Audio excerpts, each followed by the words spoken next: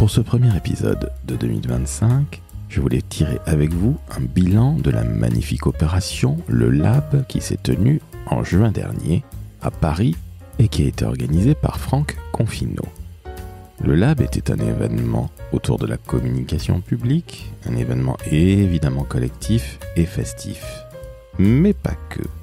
En effet, 6 mois après, un livre blanc est sorti, ainsi qu'un site internet dédié, et pour une fois, ce livre blanc ne va pas servir à uniquement caler un pied de table défaillant. Car en effet, ce sont de véritables conseils pratico-pratiques pour tous les communicants qui peuvent être appliqués immédiatement.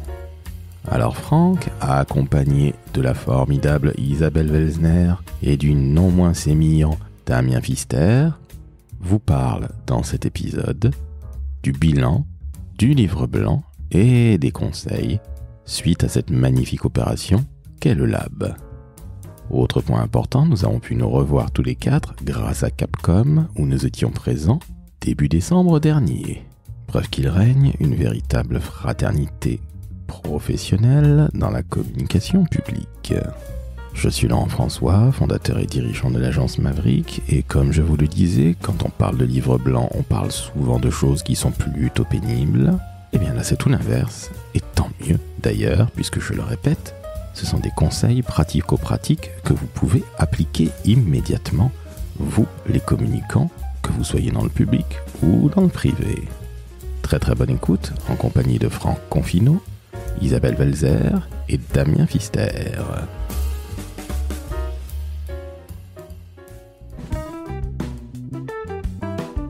Le décodeur de la communication, un podcast de l'agence Maverick. Chères auditrices, chers auditeurs, quel plaisir. Nous sommes à Lille, à Capcom, le 36e forum, et j'ai le plaisir de recevoir 3 têtes de com, mais des gens absolument formidables. Alors je vais commencer évidemment par la magnifique Isabelle Welsner, qui est la DIRCOM du Grand Paris Grand Est. Salut Isabelle. Salut Laurent. Le formidable Franck Confino, vous savez, l'homme qui a créé le Lab, mais nous allons justement parler du Lab. Salut Franck, tu es toujours assistance à maîtrise d'ouvrage et consultant numérique pour le secteur public et fondateur de l'Observatoire de la communication publique numérique. Salut Franck. Merci Laurent, même ma mère ne sait pas ce que je fais. Rassure-toi, nos parents n'ont jamais su ce que nous faisions. Et le formidable Damien Pfister, qui est l'homme de la communication, le DIRCOM de la ville de Villeparisis. Salut Damien. Salut Laurent. Alors Franck, aujourd'hui, on va parler du livre blanc du Lab. Parce que, il y a 6 mois, nous sommes aujourd'hui le 10 décembre, mais le 14 juin, rappelez-vous, il faisait bien meilleur, c'était à Paris, et c'était le premier Lab, une soirée absolument incroyable que tu as organisée, avec tes petits bras et aussi avec l'aide de beaucoup de gens. Oui. Mais très sincèrement, c'était absolument génial. Alors, pour les 2 ou 3 personnes qui ne savent pas ou qui ne se souviennent plus du Lab parce qu'ils ont déjà Alzheimer, est-ce que tu peux nous rappeler ce que c'était, s'il te plaît, en 2 mots? Alors oui, merci Laurent. C'était effectivement une soirée à Paris il y a 6 mois, mais l'expérience du Lab, c'est vraiment une expérience, d'ailleurs j'insiste, plus qu'une soirée, avait commencé 6 mois avant. C'est-à-dire que c'est une expérience, et j'aime bien le définir comme ça, d'intelligence collective. On a réfléchi à ce Lab, donc je l'ai organisé mais pas tout seul, on a réfléchi à une 40aine, on a imaginé des formats, on a imaginé des sujets qui en tout cas traversent véritablement les gens du métier, et la soirée était déjà un temps où on avait déjà beaucoup réfléchi. Et la soirée était aussi dédiée à l'intelligence collective avec des formats comme des idéatons, des speed testing, des Fab Labs, qui étaient des formats d'intelligence collective. Et le but de cette soirée, qui était au-delà de passer un bon moment ensemble avec des choses très conviviales, était de produire un livre blanc. Ça, c'était la promesse de départ, et le résultat, il est là. Donc finalement, c'est une expérience d'1 an. Entendu. Alors merci de rappeler que finalement, ça n'était pas qu'une soirée comme ça. Voilà. C'était un long travail, un travail de longue haleine. Peux-tu rappeler combien il y avait de participants? Parce que j'ai ouï dire que c'était un chiffre assez étonnant. 222. Bon, on aime bien les chiffres comme ça, pas liés au hasard. Mais bref, non, on a arrêté la jauge à 222 parce qu'il y avait beaucoup plus de personnes qui souhaitaient s'inscrire d'ailleurs. On a arrêté la jauge à 222 participants parce qu'on voulait aussi quelque chose qui soit à taille humaine, dans la capacité à accueillir des ateliers de 10-15 personnes maximum où on ait le temps d'échanger, de véritablement brainstormer, plus que faire un grand ramdam, comme d'ailleurs c'est très beau les événements où on est aujourd'hui, puisqu'on se parle depuis le forum Capcom de Lille, où il y a 1200 personnes. Voilà. Donc, on voulait pas ça parce qu'on n'était pas en capacité de l'organiser à ce niveau-là d'intelligence collective. Et on voulait voir, c'était une expérience aussi, je savais pas si ça allait marcher, ce qu'on était capable de produire entre experts. Il y avait des experts, mais j'ai envie de dire, les 222 personnes étaient des experts de leur métier, de leur collectivité, de leur secteur. Et en mélangeant tous nos savoirs et nos expertises, qu'est-ce que ça pouvait donner? On n'était pas sûr, pour être franc, de ce que ça pouvait aboutir, enfin, à quoi ça pouvait aboutir. Et on est tous très fiers, et ça on peut le dire vraiment, du résultat, parce qu'il y a beaucoup de fonds là-dedans, et beaucoup de tips, comme on dit, de petits trucs et astuces. Et c'est un document qui est très pratico-pratique, où chacun pourra picorer sur des sujets très très très différents, aussi bien des sujets généralistes comme le langage clair que des sujets très techniques comme l'IA. Et entre tout ça, on parle de réseaux sociaux, on parle d'éco-conception, on parle de refonte de sites web, intranet. Enfin, il y a, je pense, tous les sujets, on fait le tour de tous les sujets de la com publique numérique. Alors, félicitations. Moi, j'étais à cette soirée et, chers auditrices, auditeurs, vous avez entendu pas mal de participants. Et encore une fois, je tiens à te remercier parce que c'était absolument sensationnel. Moi qui ne suis pas nécessairement le plus grand professionnel de la communication publique, même si j'ai des clients publics à l'agence, eh bien, il faut bien l'avouer, c'était extrêmement sympa. On apprenait des choses. Ça n'était pas guindé. On était loin des trucs pénibles qui existent dans d'autres associations professionnelles. Et je ne citerai évidemment personne, surtout du côté de Paris. Bref. En tout cas, je te remercie. C'était génial. Alors, il n'y a pas que Monsieur Confineau qui soit là. Il y a aussi la formidable Isabelle Welzer. Donc Isabelle, tu étais avec Damien Pfister qui est juste à côté de toi, sachez-le. Alors nous ne sommes pas filmés, mais ils sont magnifiquement endimanchés tous les trois. C'est superbe. Et j'ai ouï dire que Monsieur Pfister, de son prénom Damien, avait quelque peu bu avec Monsieur Thuillier hier soir. Mais bon, bref, je ne dirai rien. Mais au-delà de la blague, et nous allons rentrer là dans le vif du sujet encore plus, et encore une fois merci à toi Franck, ce livre blanc qui s'appelle « Trucs et astuces futés pour communicants malins », Isabelle et Damien, Isabelle, vous avez été plus que partie prenante parce que, quelque part, Franck, il vous a fait travailler, vous avez été des directeurs de projet, vous étiez dans la chefferie de project, comme on dit là-bas, à Los Angeles ou du côté de Lille. Mais alors, qui veut parler? Peut-être, on va commencer peut-être par Damien, parce que je te voyais t'approcher du micro, Damien. En effet, on a mené avec Isabelle sous l'égide de Franck qui nous a vraiment laissé la main mise sur ce projet de livre blanc. On a travaillé sur la récupération de l'ensemble des ateliers, des restitutions d'ateliers en version écrite que chaque pilote d'atelier nous a donné. Donc 22 22 ateliers, donc 22 parties dans ce petit livre. Et notre boulot, c'était de coordonner l'ensemble de ces contenus pour arriver à ce fameux livre blanc et essayer d'harmoniser et travailler donc avec une agence qui nous a réalisé cette belle maquette et qui a mené ce beau projet. Isabelle, tu confirmes ? Oui, je confirme, et c'est vrai que c'était un super projet. Après, faut se le dire aussi, des fois un peu dans la douleur, parce qu'on a des jobs à côté qui nous occupent à plein temps, et que parfois on n'arrivait pas à trouver le moment pour relire, pour synthétiser, puisque ce qu'on a demandé, c'était quand même d'avoir une synthèse, trucs et astuces. Le but du jeu, c'est vraiment, on connaît nos vies de DIRCOM et de communicants publics, on sait que c'est pas facile tous les jours. Bizarrement, en ce moment, c'est encore un peu plus difficile qu'avant. Je sais pas trop pourquoi. Je m'interroge, mais bon. Aucun commentaire, Laurent, c'est ça? Je n'ai rien à dire. Oui, un mot là-dessus, effectivement, déjà pour remercier vraiment vivement Damien et Isabelle, parce que tout le projet du lab et de l'observatoire, ce sont des bénévoles qui travaillent dessus, en plus de leur mission quotidienne. Et je pense qu'il n'y a aucun DIRCOM qui pourra vous dire qu'il a du temps. Donc ce temps, il a été pris sur des pans de vie, voilà. Et c'est un peu le miracle, j'ai envie de dire, de cette expérience du lab et de l'observatoire, c'est que c'est fait par des bénévoles, c'est que c'est financé par un petit consultant que je suis, et qu'on arrive à faire de très grandes choses sans modèle économique. Et avec d'ailleurs une volonté de faire un événement dont le but n'était pas lucratif. Voilà. Et sans cette aide alors il y a eu 40 bénévoles quand même de l'Observatoire qui sont plus ou moins investis, mais quand même beaucoup, qui ont animé des ateliers. Je tiens vraiment à les remercier. Ils sont tous DIRCOM, responsables de com numérique ou autres. Mais ça aurait pas pu marcher. Et ça, c'est la chose dont je pense je suis le plus fier. Oui, et pour rebondir sur ce que dit Franck, c'est vraiment, on est bénévole, on est content de l'être. Et pour le livre blanc, ce que je voulais juste dire, c'est que c'est vrai que ça a été parfois fait dans une petite douleur, on va dire, parce qu'il fallait trouver du temps pour relire, pour les coquilles, pour les synthèses et tout ça.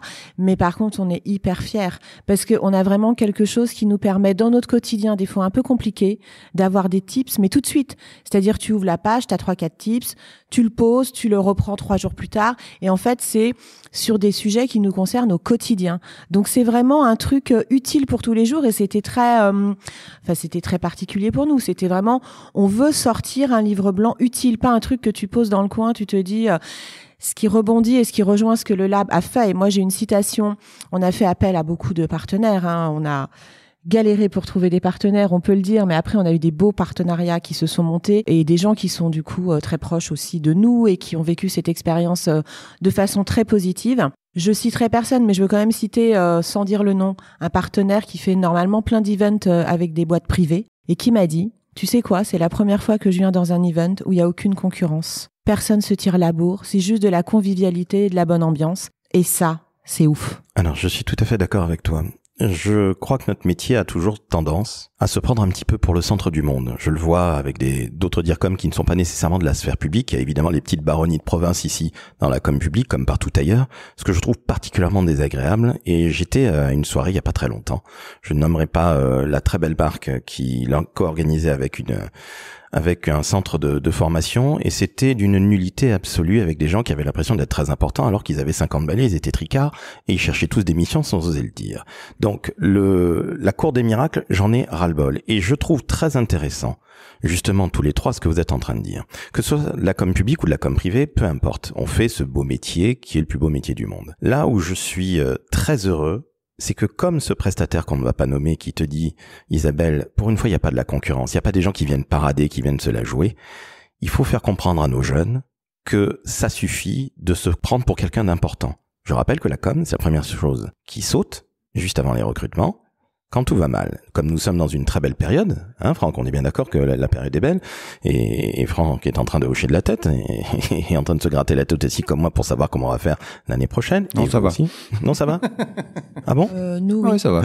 En tant qu'intercommunalité à Paris, Non, on se gratte un peu la tête pour savoir comment on va gérer nos budgets en 2025. Tu peux penser à Maverick qui a l'habitude de gérer des budgets à 3 €. Mais je reviens au-delà de la blague et de cette problématique budgétaire, je reviens sur cet état d'esprit dont tu parlais, Franck, et dont vous parliez, Damien et Isabelle, c'est que justement, il n'y avait pas ce côté « je me la pète ». Et c'est ce qui m'agace le plus hautement dans ces soirées communication ou dans ces salons de communication où il y a toujours quelqu'un qui se prend pour, je sais pas, Mohamed Ali ou Mike Tyson ou je sais pas, ou Michael Jackson ou je sais pas, ou Claude François.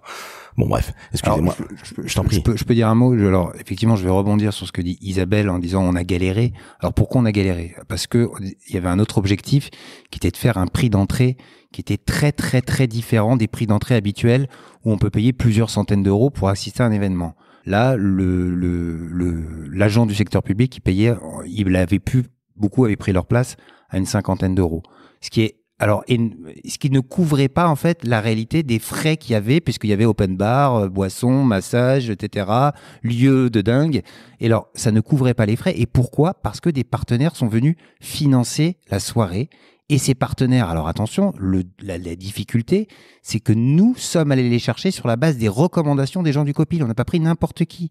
On n'a pas pris le premier qui voulait rentrer. J'en ai même, alors je dirais pas qui, refusé, qui voulait participer au lab, mais non, on a voulu prendre, et je le dis sans flagornerie, les meilleurs, ceux qui étaient recommandables et recommandés par des gens du comité de pilotage. C'est pour ça qu'on a galéré. Tu as un partenaire, tu lui dis salut, on organise une soirée du lab, est-ce que tu peux lâcher 10 000 €? Donc oui, cette soirée a été financée essentiellement grâce aux partenaires, et je tiens vraiment à les remercier, qui ont joué le jeu d'animer un atelier, d'être présents ou simplement d'avoir leur pub. Et cette soirée n'aurait pas pu avoir lieu sans ces partenaires qui sont ils font partie des meilleurs, en tout cas du métier. Eh bien, on les salue et comprenez, chers auditrices, auditeurs, qu'il y a un état d'esprit dans l'Observatoire de la com publique numérique. Et ça, c'est extrêmement important et je crois, Damien, que tu voulais témoigner à cet effet. Oui, je veux vraiment confirmer, c'est que dans l'ADN de l'Observatoire, on le disait tout à l'heure, notre objectif, c'est vraiment pas de se mettre en valeur, d'aller chercher la lumière, parce que pour beaucoup d'entre nous, avec Isabelle, on représente nos camarades et nos collègues de communication publique, et pour beaucoup beaucoup ils sont dans l'ombre et on les voit pas. Et c'est comme ça aussi qu'on voit notre métier, c'est que on n'est pas là pour attraper la lumière, on est là pour valoriser nos métiers, pour valoriser nos missions, pour valoriser le service public. Et ça, c'est vraiment une ADN partagée par l'ensemble des membres du COPIL, partagée aussi par, je pense, beaucoup de ces personnes qui étaient là ce soir-là et qui nous entourent sans être proactifs dans la mission de l'Observatoire. Mais dans tous les cas, on veut vraiment être utile, en fait. C'est ça notre ADL, c'est l'utilité entre nous et aussi être utile aux habitants, aux usagers et aux citoyens que nous sommes aussi indirectement. Alors merci encore une fois d'avoir rappelé cet état d'esprit qui est absolument fondamental et qui dénote dans la communication de notre métier où on a un peu tendance à aimer tirer la couverture à soi. Et justement, cette aventure collective, comme le Lab, c'est aussi, comme je le disais, un magnifique livre blanc. Je le rappelle, son nom, Trucs et astuces futés pour communicants malins. Et si, par exemple, on parlait d'un premier tips, Monsieur Franck, s'il te plaît, de quoi parlerais-tu ? Il y en a plein, alors c'est difficile de choisir entre libérer sa créativité ou aller dans le métavers. En fait, je vais t'en trouver un sur un sujet que j'ai trouvé hyper intéressant qui est organiser un réseau de contributeurs. Et là, il y en a beaucoup qui se cassent la gueule parce que tout le monde essaye de le faire, mais ça marche pas souvent. Et les tips qui sont donnés sont très concrets. C'est par exemple impliquer les contributeurs dès la constitution du réseau avec un appel à volontaires.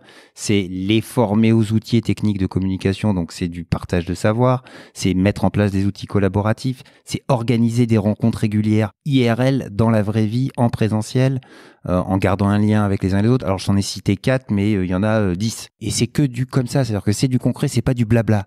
Que dire de plus ? C'est absolument magnifique et Dieu sait si quelque part tu t'y connais en contributeur, quelque part. Ça fait partie d'un des arcs, d'un des flèches à mon arc. Oui, enfin nous avons compris.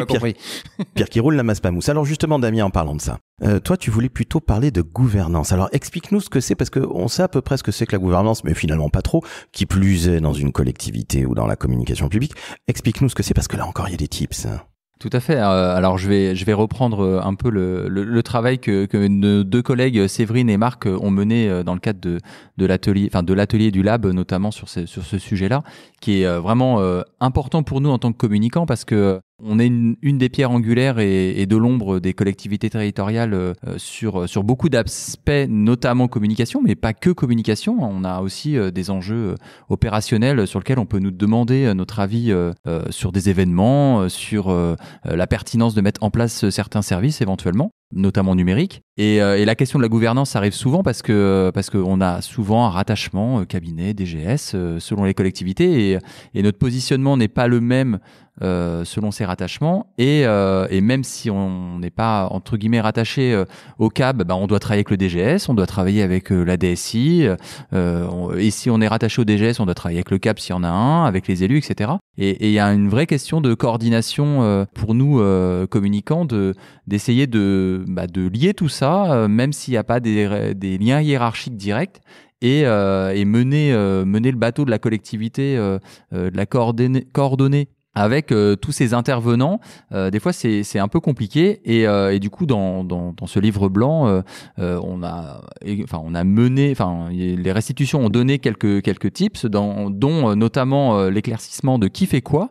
Ça peut paraître évident, mais dans plein de collectivités on ne sait pas qui fait quoi, et notamment dans les instances de décision, donc mais pas que ça, même avec les autres collègues des autres services, donc c'est important. Mener des réunions dédiées ou élargir des réunions existantes en associant la communication, toujours, parce que on est souvent la dernière roue du carrosse en communication, malheureusement. Ah bon ? On apprend au dernier moment, c'est urgent, fais-moi une petite affiche, bref. Et rapidement. Et rapidement, évidemment, et pour demain, hier. Pour hier. Juste une petite affiche. Et le dernier, c'est la nécessité de porter la communication et la communication numérique par tous les acteurs et tous les collègues qui travaillent dans une collectivité. Et en effet, un service affaires générales qui va parler d'élections, il faut le sensibiliser à l'impact que la communication numérique et le numérique a sur les usagers, parce que souvent, il y a une méconnaissance et voire pas du tout de connaissance.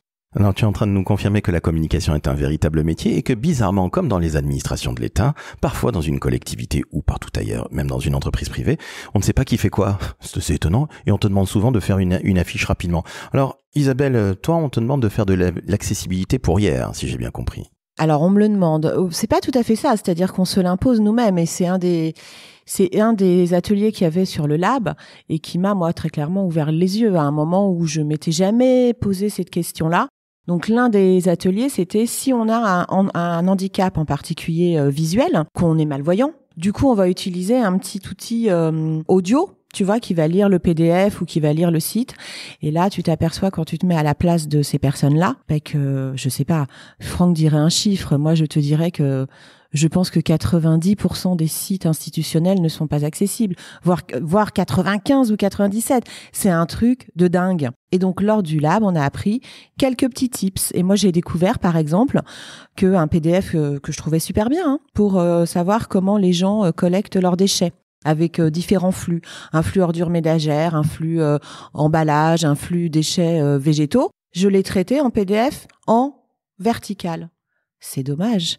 L'outil pour les malvoyants lit à l'horizontale. Donc le PDF est illisible. Voilà, donc en fait, j'invite tout le monde et en particulier ceux qui refont des sites. Alors ce qui est mon cas, je vais faire, notre nouveau site est sorti en juin dernier, quasiment en même temps que le lab, d'ailleurs quasiment le jour du lab. J'invite tout le monde à aller voir grandparisgrandest.fr évidemment parce que c'est un super site éco-responsable, RG2A, avec un AMO super. Tout ça pour dire qu'il faut vraiment qu'on se plonge sur ce RG2A. C'est hyper important de se rendre compte de l'accessibilité et les trucs et astuces sont dans le livre blanc. Alors, félicitations. Est-ce que tu peux dire ce que c'est que le RG2A, s'il vous plaît? Je connais le RGPD, mais je ne sais pas ce que c'est. Le référentiel général d'accessibilité des administrations. Mais voilà, un mot justement, parce que c'est un truc imbitable, c'est un document de 200 pages avec des trucs très techniques, et souvent les DIRCOM ont cette approche-là d'un truc très technique qu'on comprend pas, et on doit en fait respecter la loi. Mais en fait, le lab a voulu montrer ce que c'était en vrai, avec des aveugles qui utilisaient leurs outils, pour qu'on fasse finalement cette espèce d'expérience utilisateur, de se mettre dans la peau d'un aveugle et de comprendre ce qu'il voit du web. Et pour simplifier, finalement, on a sorti dans ce bouquin aussi des tips très simples pour que les gens voient ce qu'est en pratique, finalement, l'accessibilité et enfin s'emparent d'un sujet. Et là, je reviendrai sur juste une phrase que j'ai dit dans la plénière, c'est la honte de notre métier, parce qu'on est en retard, parce qu'on n'applique pas la loi, parce que la loi, elle date de 2005, 2015, qu'il y a même des amendes aujourd'hui dans les collectivités et que la dernière étude des aveugles de France montre qu'il y a 4 villes sur les 100 premières villes de France qui sont complètement conformes. Alors, c'est en train de changer. Heureusement, ça y est, on est en 2024, peut-être en 2025 quand tu sortiras ce podcast, mais il était vraiment temps. C'est absolument effarant, j'étais pas au courant, et merci Isabelle pour d'avoir rappelé cette justesse de la chose, c'est-à-dire que le PDF est lu par l'automate, mais en colonne et de gauche à droite. Bon, ce qui se fait, mais pas nécessairement de haut en bas. Donc encore une fois, ça c'est je sais pas si c'est un tip, mais en tout cas ça met une bonne claque dans la tête. Et merci Franck d'avoir rappelé. Alors justement parce que c'est très français, tout ce côté administratif est extrêmement pénible où personne ne comprend strictement rien et au final on préfère ne rien faire, payer des amendes et advienne que pourra. Bon, on vient de parler d'accessibilité. Encore une fois, merci beaucoup. Alors je vous invite à aller justement. Regardez ou jetez un œil, peut-être au PDF de ce magnifique livre blanc. Livre blanc, tu vois, c'est l'émotion, Franck. Trucs et astuces futés pour communicants malins. Donc le PDF, rassure-moi, il est accessible. Justement, on a travaillé un PDF accessible, ce qui est pas évident. Voilà, il a fallu beaucoup de travail. Je remercie l'expertise de l'agence qui a accompagné ça. Il y a forcément un expert accessibilité qui travaille aussi sur ce type de document parce que c'est un document dans lequel il y a de la pub, il y a des images, etc. Il faut le rendre accessible à des personnes en situation de handicap et aveugles. Et donc, il est accessible, interactif. Et il y a 2 versions, le PDF accessible interactif. Il y a la version PDF à imprimer pour ceux qui ont envie d'imprimer. Et puis, il y a un livre, et il y a aussi le mini site web. Enfin, on a voulu le rendre à tout niveau accessible. Voilà. C'est un véritable dispositif. Et puis alors, nous sommes à Capcom, je le rappelle. Nous sommes le 11 décembre 2024. Et j'ai ouï dire que ce livre blanc était sorti en print. Oui. Alors, on a la belle exclusivité, mais je vais te laisser Isabelle en parler parce que meurt d'envie de l'avoir dans les mains. Moi, j'ai déjà eu, mais pas encore toi. Bah oui, parce qu'on n'est pas tous localisés aux mêmes endroits. Et là, on se retrouve à Lille. Donc, c'est vrai que on attend, je l'appelle notre bébé. Donc, Damien me regarde bizarrement, généralement. Mais c'est vrai que c'est un peu comme un bébé qu'on a quand même conçu depuis plusieurs mois.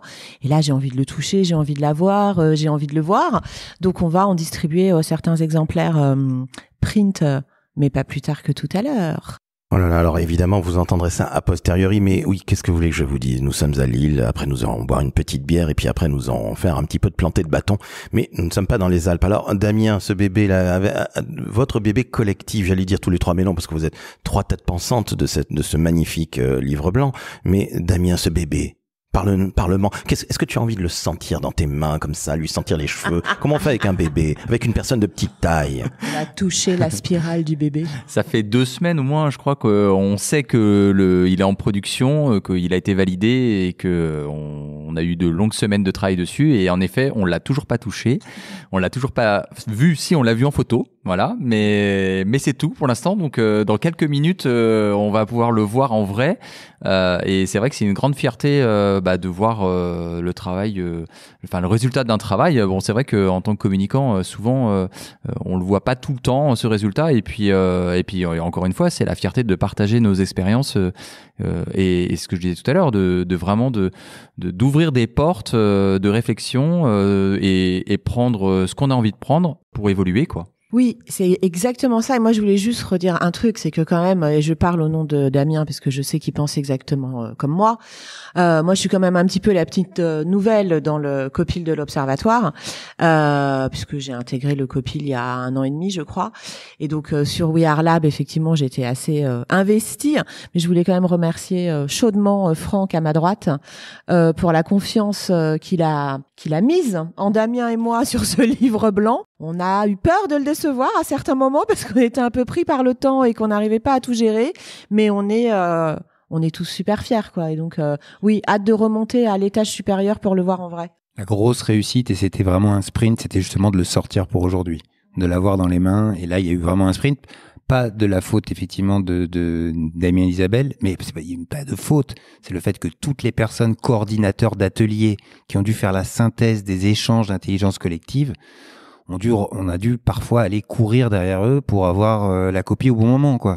Mais Damien, tu confirmes, c'est un boulot qui est énorme. Oui, je confirme vraiment. Et jusqu'au dernier moment, alors on s'était donné, Isabelle et moi, comme objectif de le sortir pour le forum. Et c'est vrai que là-dessus, Franck était plus ou moins mitigé. Il nous disait, bon, on peut faire ça peut-être plus tard. Et avec Isabelle, on a tenu la barre. On a dit non, on le sort pour le forum. On l'aura pour le forum. Et c'est vrai que le délai était court au regard de ce qu'on s'est dit tout à l'heure avec notre charge personnelle, professionnelle, etc. Mais ça valait le coup. Vraiment, c'est tous ces temps de travail, ces soirées, c'est midi. Et vraiment, encore une fois, on est ultra fiers de partager ce document avec le maximum de personnes. Vous pouvez, alors moi je ne l'ai pas vu, j'ai vu ton post sur LinkedIn, Franck, qui a fait un carton absolu. Je suis retombé hier dessus, je me suis dit mais bon, il est où là, parce que j'aimerais bien le voir, et je n'avais pas compris qu'il sortait en print. Alors donc j'irai donc le toucher et le humer, et j'ai ouï dire qu'il y avait une double page sur le décodeur de la communication, donc je te remercie encore une fois pour le partenariat. Alors tu peux le voir dès maintenant. Alors quand on dit au plus grand nombre, ça veut dire qu'effectivement il y a 200 exemplaires qui vont être distribués à la Capcom. C'est pas énorme, mais c'est déjà, voilà, c'est pour ça que c'est très quali, hein, c'est un objet rare, mais il est distribué à tout le monde gratuitement et on veut le diffuser le plus largement possible sur l'URL myobservatoire.com/lelab. Et il est déjà en ligne, là, tout de suite. Alors, vous savez ce qu'on va faire? On va mettre évidemment dans la métadescription de quoi le télécharger et on mettra évidemment le fameux lien vers le mini-site, tant que faire se peut. Franck, on arrive à la fin de cet épisode et merci encore une fois Isabelle, Damien et Franck, tous trois d'être venus. Et la question que je te pose, Franck, parce que c'était la question déjà que je te posais il y a 6 mois, bon, quelle est la suite? Alors, il y a 6 mois, je t'avais répondu que c'était une expérience unique et qu'il n'y aurait pas de deuxième lab. Déjà parce que ça a été, je le reconnais, assez éprouvant pour moi de mener cette expérience tout en menant par ailleurs mes activités. Hein. Je rappelle que c'est pas mon métier. Et que voilà, donc c'était épuisant, on va pas se mentir. Et je pense que la pérennité de ce livre blanc fait que c'est pas fait pour une édition l'année prochaine, ni même dans 2 ans. Les contenus de ce livre blanc ne sont pas datés. Ils peuvent servir longtemps. Ça, c'est la première chose. Donc, on s'est dit, deuxième chose, alors évidemment, il y a eu beaucoup de demandes quand est-ce qu'on fait le deuxième lab au sein de l'équipe, mais pas que. Et donc, on va en refaire une deuxième édition. J'ai envie de dire une seconde parce que je suis pas sûr qu'il y en ait une troisième. Non, c'est pas prévu. Par contre, on a encore plein d'envies, plein de formats qu'on n'a pas testés et on fera pas la même chose. Alors ça restera de l'intelligence collective, quelque chose pensé collectivement, organisé collectivement, mais ce sera pas le Lab 1. On veut aller peut-être encore plus loin. Je sais pas, je lâche comme ça l'idée des hackathons, des choses comme ça. Enfin, on veut aller encore plus loin dans autre chose d'intelligence collective. Et je vous dis juste, pour que les gens s'y préparent leur ticket. On a fait une première édition à Paris, la deuxième sera dans le sud. Félicitations. Quel sud? J'espère le bon sud, c'est-à-dire le sud-ouest. Et non, le vrai sud, le sud-est, mon ami. Quelle honte, comme disait mon Alors, ami. à tous mes amis du sud-ouest, je vous adore, mais je vous garde un peu la surprise parce qu'on aura un partenaire aussi du sud-est qui va beaucoup s'investir dans l'opération et on va aussi refaire participer les partenaires qui le souhaitent, bien sûr, parce que ça, c'est la condition sine qua non pour que l'édition ait lieu, c'est qu'on puisse avoir les partenaires suffisants pour le faire. Voilà. Évidemment, et comme le disait Linda de Souza, l'essentiel c'est qu'on soit ensemble, évidemment, et quel que soit le sud ou l'est ou le nord, comme où nous sommes, où il fait extrêmement froid et où il n'y a pas de soleil, eh bien, je tiens à vous le dire, l'essentiel c'est qu'on soit ensemble, comme le disait Linda. Linda, si tu nous entends, on te remercie. Donc, ok, c'est dans le sud, mais c'est quand? En te remerciant? 2028. Oh bah dis donc. Comme les Coupes du Monde, tous les 4 ans. Non mais sans déconner, dans 4 ans? Oui, tout à fait. Pour plein de raisons, parce que déjà en 2026, il va y avoir beaucoup de renouvellement d'équipes, donc tu sais, il y a des élections locales. Donc il se peut qu'on n'ait pas exactement les mêmes personnes au poste. Donc ça, c'est une réalité, dure réalité du métier, faut le comprendre, même si c'est vrai. 2027 présidentielle, on sait pas trop ce qui va se passer, mais il va se passer un truc. Donc on va dire 2028. Et ça fait 4 ans, je pense que c'est le bon temps pour qu'on renouvelle véritablement les sujets qui ont été traités dans le livre, qui n'ont pas de pérennité, comme le langage clair ou des autres comme ça, qui sont d'ailleurs ad vitam. Quelque part, Damien, la communication publique et la communication d'une manière générale, c'est quelque part le temps long qu'il ne faut jamais oublier. Exactement. Et plus c'est long, plus c'est bon. mais ce qui est sûr, c'est que en communication, on est obligé de prendre du recul et prendre ce temps de réflexion, de prise de hauteur, du droit à l'erreur aussi d'ailleurs, parce que c'est important de tester, d'envisager, de se booster. Et en effet, il faut du temps.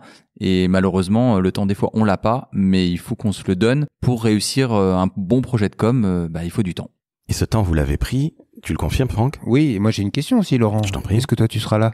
Ah ben moi Est-ce que tu seras là prêt à renouveler encore le format, faire encore autre chose? Ah ben alors moi je viendrai évidemment avec très très grand plaisir. Je viendrai avec ma personne de petite taille qui aura 16 ans, qui me rendra certainement complètement cinglé, qui m'aura déjà ruiné à maintes et maintes reprises. Et donc je ne sais pas si j'aurai mes 2 reins, mais si je peux venir, si je ne suis pas en fauteuil roulant, je viendrai avec très très grand plaisir. Là, elle aura l'âge d'animer un atelier sur les influenceuses TikTok.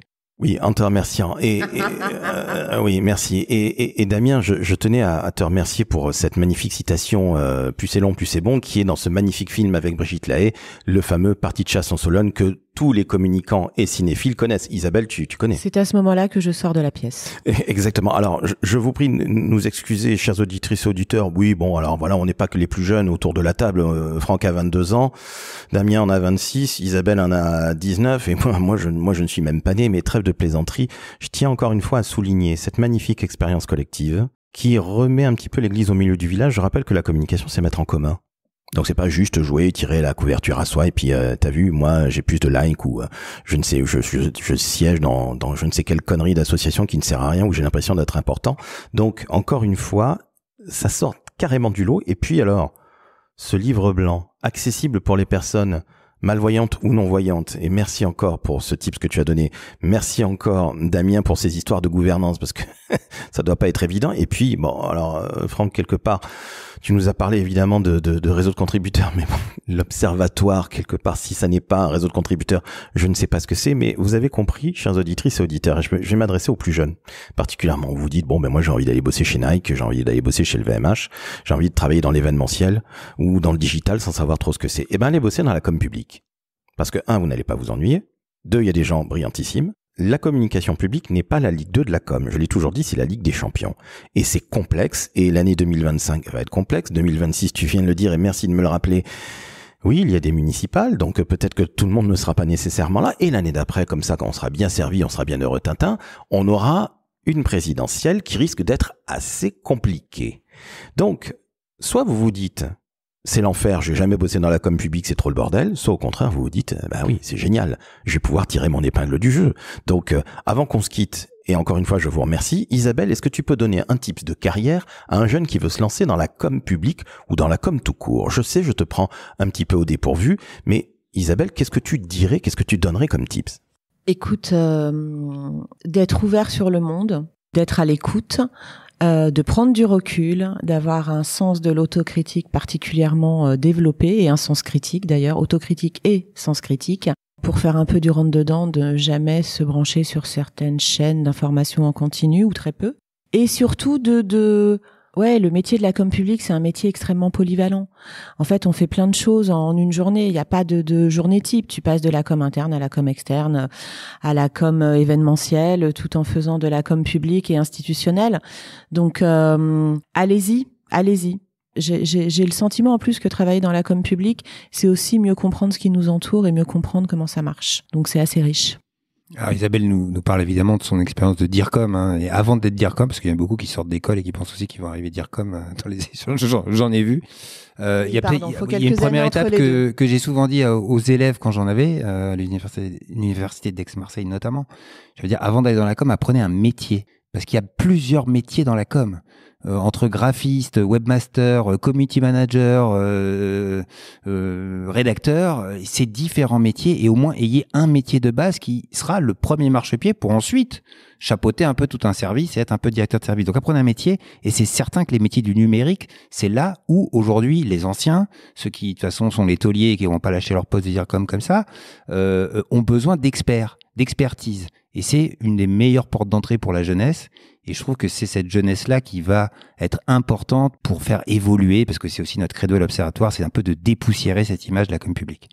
Et moi, je vais pas répéter ce que disait Isabelle, parce que pour moi, l'une des principales qualités d'un jeune, pour moi aujourd'hui dans nos métiers, c'est clairement la culture et l'ouverture d'esprit, et se remettre en question sans état d'âme, et nous bousculer aussi, nous en tant que communicants. On a besoin que ce soit des jeunes ou pas d'ailleurs, hein, mais on a besoin de voir autre chose, et de se dire, et de se reposer des questions, et de se remettre en question, et de repenser tout s'il le faut. Ça, c'est pour moi c'est ultra important, et tout ça pour dire que on a besoin de gens, de jeunes qui ont un autre regard, et ça ça nous manque un peu aujourd'hui, je pense, en com public. On a peut-être tendance à pas regarder forcément autour de nous, et alors je parle pas de moi, parce que si, j'ai l'impression des fois que je regarde pas trop, mais dans tous les cas, on a besoin de regarder son environnement, et de partager, et de se remettre en question, et de se dire qu'on a le droit aussi, je l'ai dit tout à l'heure, mais on a le droit à l'erreur. Ça fait partie de notre job, je trouve, de se dire que oui, alors encore plus en communication, parce qu'on sait qu'il n'y a pas de formule magique, sinon ça serait tout le monde serait content. Mais dans tous les cas, voilà, on a le droit de se planter, et on a le droit de trouver les explications de pourquoi on s'est planté, pour mieux faire après, ou faire différemment, ou recommencer ce qu'on a peut-être fait et qui peut peut-être fonctionner, on ne sait pas. Ça, c'est la magie de la com, c'est que des fois ça marche, des fois ça marche pas, et des fois on n'a pas forcément d'explication, mais on a la fierté d'avoir mené notre travail, en tout cas notre mission. Oui, juste un dernier mot qui regroupe peut-être un peu ce que Franck et Damien viennent de dire, c'est que quand on est un jeune et qu'on veut s'engager dans la com publique, au-delà de, effectivement, Franck, tu as tout à fait raison, choisir un métier, prendre du recul, etc., c'est aussi un engagement pour le bien commun et pour l'intérêt général. Si c'est pas pour ça, si on n'y croit pas, et si on n'a pas cette volonté, c'est même pas la peine d'y aller. Là, pour le coup, ça fonctionne pas. Oui, les techniques de com sont comme dans le privé. Je le sais, j'ai fait 10 ans de privé avant de basculer, côté obscur de la com publique. Mais il faut vraiment avoir un engagement pour l'intérêt général et le bien commun. Donc, si vous avez ça, allez-y, parce que c'est super. On vous attend. Merci à toi, Franck. Avec grand plaisir, Laurent. Plaisir partagé. Mais plaisir partagé, évidemment. Damien, tu as été formidable comme à l'habitude. Merci. Et Isabelle, je crois que ça rime avec le prénom de la femme que j'aime, donc Isabelle est toujours la plus belle. Et ma femme a les yeux bleus. Isabelle, les yeux bleus, c'est fou. Bon, écoutez, moi c'est vert. Mais je sais bien que tu as les yeux verts, ça se voit. Bon, écoutez, je suis extrêmement fatigué, il est à peine 11h30 du matin, je me suis levé à 3h. Qu'est-ce que je vous dise? La France va mal. Donc, ce que vous faites, 5 étoiles Apple Podcast, 5 étoiles Spotify. On s'abonne au seul et unique podcast qui valent la peine dans la communication, c'est le décodeur de la communication. Et puis, encore une fois, je tiens à le dire, bravo pour ce livre blanc, trucs et astuces futés pour communicants malins. Bravo Franck. Merci encore. Bon, 2028, ok, très bien. T'aurais pu faire 2026, mais il y a de vraies bonnes raisons objectives. Donc merci encore. On en reparlera en 2026, en tout cas, j'espère. Je pense. Ton micro. Oui, et puis même en 2025, soyons fous. Quelle folie.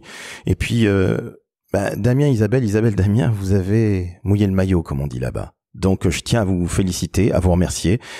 Et puis, chers auditrices et auditeurs, vous allez le télécharger tout simplement. Ce livre blanc, vous verrez, ce sont des astuces très concrètes, ce sont des tips concrets, et on est loin du blabla insupportable qui souvent est affublé à notre magnifique métier de la communication. Ciao, ciao. Ciao. Ciao. Salut.